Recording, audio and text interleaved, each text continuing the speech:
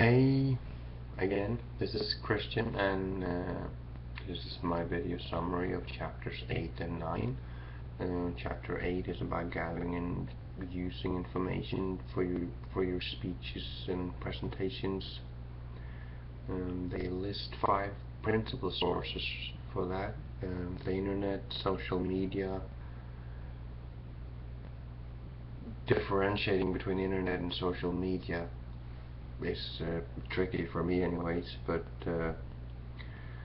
you have that. You can use yourself as a source, and they mention the interview, and you can go to the library.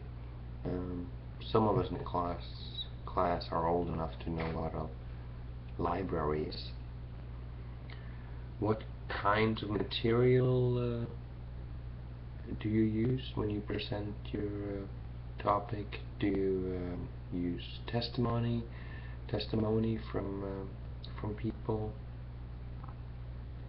If you do that, you have to make sure the witness or the person testifying is credible, kind of like in court, I guess.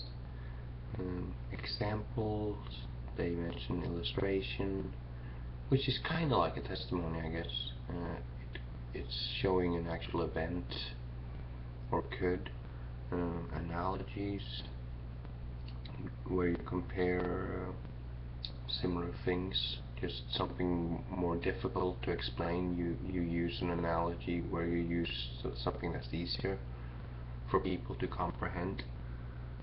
Third one, definitions. You need to define difficult words, concepts, without patronizing the audience. So don't underestimate your audience. That's a big risk to take, because the second they think that you think they're stupid, they're gonna stop listening. And then lastly, statistics, but also don't overdo that, because statistics are really boring, for one thing, and they can be hard to understand sometimes. For example, when you use statistics, they ask you to use to round up numbers, round down numbers, because it's easier to memorize and understand. Then we go on to chapter 9, which talks about organizing and outlining your speech or presentation. They talk a lot about main points, organizing the body of your speech into main points. Be specific about your main points. Don't have too many of them, and try to show relevance in your speech.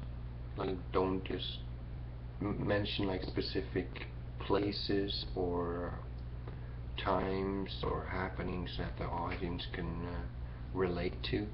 Like, mention your city or your school. If you talk about education, you might want to mention NCCU and use examples from there, because students can relate to that. Connect the main points together and support your main points throughout the speech, and you have to order the points in some sort of chronological order, or in some order that makes sense to the audience. Organize your introduction, which probably comes before your main point, where you orient the audience to the topic. Like my brief introduction here was, this is a synopsis of chapters 8 and 9, short and boring. I'm sure you were very excited to start listening. Motivate the audience to listen. Establish credibility. If you're going to talk about surgeries and you don't have MD behind your name, you better make sure they know you know what you're talking about. Forecast the main points. Give the audience clues as to what's going to happen, so they don't